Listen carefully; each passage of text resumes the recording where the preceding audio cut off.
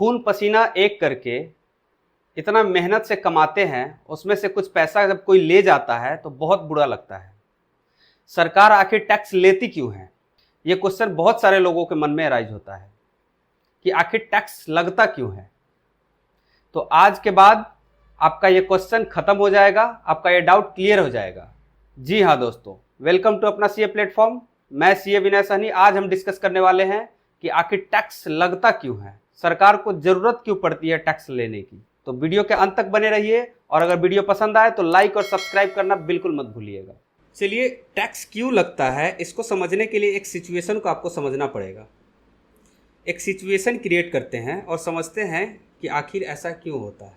अगर आपसे एक सवाल पूछा जाए, सवाल है कि आप काम क्यों करते हो, पैसे क्यों कमाते हो, बिजनेस करते हो या जॉब करते हो, आखिर क्यों करते हो? आपका जवाब होगा अपने परिवार की देखभाल करने के लिए, अपने परिवार की ज़रूरतों को पूरा करने के लिए। अब परिवार की क्या ज़रूरतें हैं? खाना पीना, सैर सपाटा, घूमना फिरना, त्यौहार मनाना, किसी की शादी में जाना, फैमिली का स्टेटस मेंटेन करना, बच्चों को अच्छे स्कूल में भेजना, पेरेंट्स की देखभाल करना। तो ये सारे नीड्स होते हैं। इन नीड्स को पूरा करने के लिए आप क्या करते हो? अर्न करते हो, कमाते हो। जब कमाओगे नहीं, आपके पास पैसे ही नहीं होंगे, तो आप अपनी फैमिली के नीड्स को पूरा कर पाओगे? बिल्कुल नहीं कर सकते। तो जैसे आप फैमिली को खुश रखने के लिए, फैमिली की देखभाल करने के लिए, फैमिली के स्टेटस को मेंटेन करने के लिए पैसे कमाते हो, उसी तरह भारत सरकार को भी बहुत सारा वर्कलोड है। अब फॉर एग्जांपल, आपके घर के सामने रोड पे गड्ढा हो गया, क्या आप जाओगे आगे उसको ठीक करने के लिए? अपने पैसे खर्च करोगे? बिल्कुल नहीं करोगे। सब सरकार से सवाल करते हैं कि कहीं पे अस्पताल नहीं है तो क्यों नहीं है, स्कूल नहीं है तो क्यों नहीं है, सड़कें नहीं है तो क्यों नहीं है, सड़कें टूटी है तो वो क्यों ठीक नहीं हो रहे। सबका जवाब किसको देना है? सरकार को देना है। सारे काम किसको करवाने हैं? सरकार को करवाने हैं। तो गवर्नमेंट के ऊपर बहुत सारा वर्कलोड होता है और उस वर्कलोड को पूरा करने के लिए पैसे की ज़रूरत होती है। वो पैसे कैसे आएंगे? अगर आपसे चंदे के नाम पे मांगेंगे कि हाँ सब लोग थोड़ा थोड़ा पैसे दे दीजिए, तो आप देंगे? बिल्कुल नहीं देंगे। इसलिए टैक्स का एक कानून बना दिया कि हम टैक्स के नाम पे कलेक्ट करेंगे। सरकार ने बोला आप जितना भी कमाते हो उसका एक बाइट, उसमें से थोड़ा सा हिस्सा मुझे दे दो, ताकि मैं आपकी देखभाल कर सकूं, आपकी ज़रूरतों को पूरा कर सकूं। एक एक बाइट करके सबसे थोड़ा थोड़ा करके लेते हैं, वो एक बड़ा फंड बन जाता है और उसी से सरकार इस देश को चलाती है। पुलिस की सुविधाएं देती है, ट्रांसपोर्ट की सुविधाएं देती है, रेलवे है, एयरपोर्ट है, फ्लाइट है, स्कूल है, कॉलेज है, अस्पताल है, सड़कें है, मेट्रो है। ये सारी चीज़ें जो डेवलपमेंट होती है बिना टैक्स के नहीं हो पाएगा। तो टैक्स अपने मन से आप दोगे नहीं, इसलिए हम कानून बना दिए। सरकार कहती है आप खुद से तो दोगे नहीं, इसलिए हम कानून बना दिए, आपको देना ही देना है।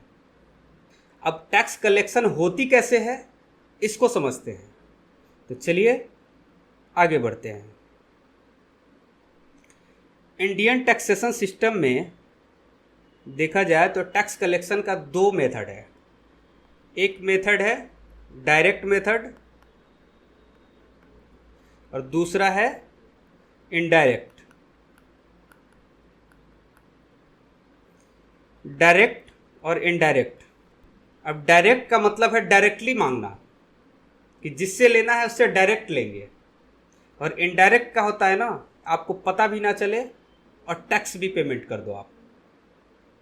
तो डायरेक्ट की बात करें तो इसके अंदर आ जाता है इनकम टैक्स।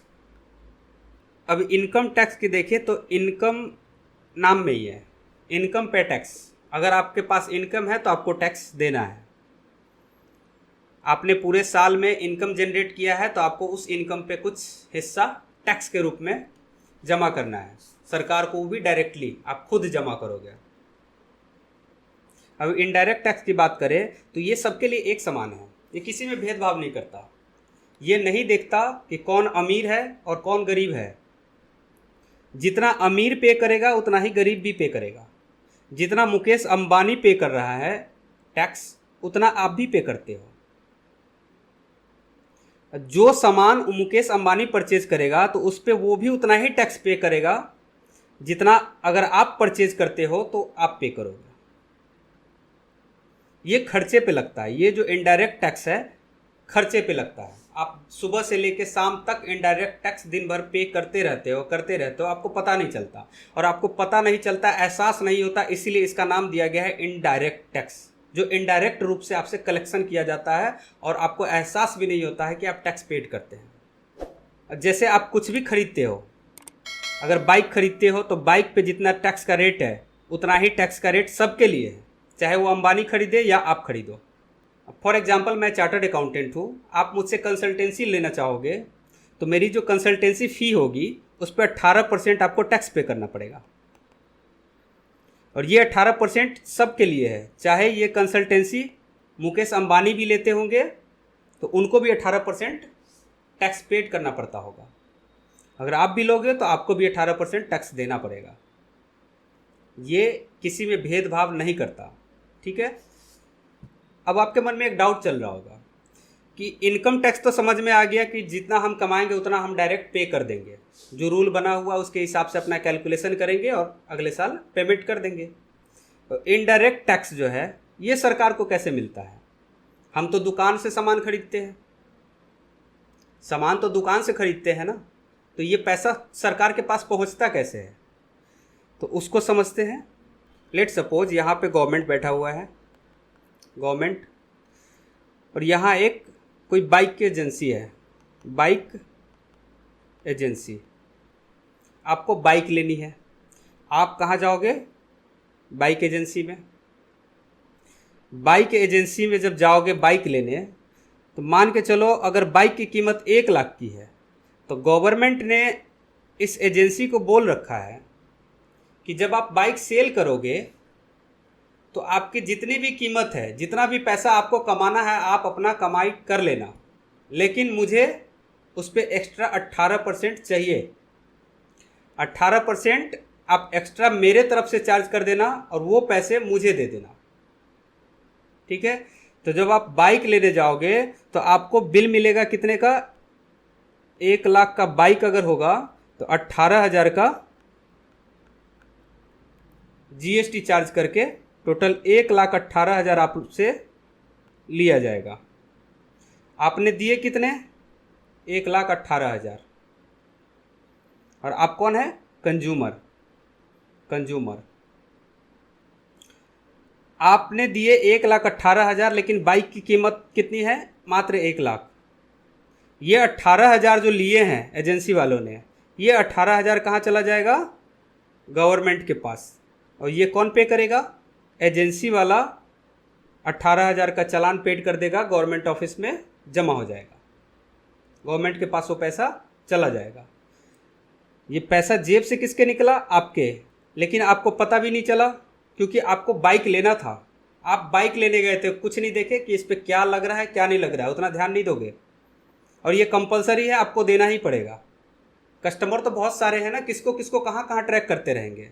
लेकिन ये क्या है ना, ये रजिस्टर्ड पर्सन है, ये रजिस्टर्ड पर्सन है, इसलिए इसको लाइबिलिटी दे रखी है कि आप तो रजिस्टर्ड हो। कस्टमर तो समझदार नहीं है, वो तो एक बाइक खरीदने आया था, बाइक खरीद के चला गया।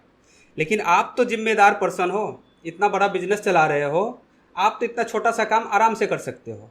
तो इनको दे दी जिम्मेदारी कि आप जो भी सेल करोगे उसके ऊपर से मेरा जो हिस्सा है वो आप कलेक्ट करके मुझे दे देना, क्योंकि जेब से निकल रहा है कस्टमर के, जेब से जा रहा है कस्टमर के, लेकिन पेमेंट कौन कर रहा है? Bike agency. जिसको देना है उसने डायरेक्ट ना दिया, बल्कि किसी और ने उसके जेब से निकाल के गवर्नमेंट को पेमेंट कर दिया। इसलिए इसको इनडायरेक्ट मेथड बोलते हैं। ये इनडायरेक्ट मेथड है टैक्स कलेक्शन का। तो आप लोगों को समझ में आ गया होगा डायरेक्ट मेथड क्या होता है और इनडायरेक्ट मेथड क्या होता है और टैक्स क्यों लगता है। ये सारी बातें आपको समझ में आ गई होगी। अगर कोई भी डाउट है तो कमेंट बॉक्स में पूछ लीजिएगा। अगर आप भी मेरे साथ अपडेटेड रहना चाहते हैं तो चैनल को सब्सक्राइब कर ले और बेल आइकन का बटन जरूर दबा दें ताकि कोई भी अपडेट आए तो आपके मोबाइल पे नोटिफिकेशन पहुंच जाए। Thank you.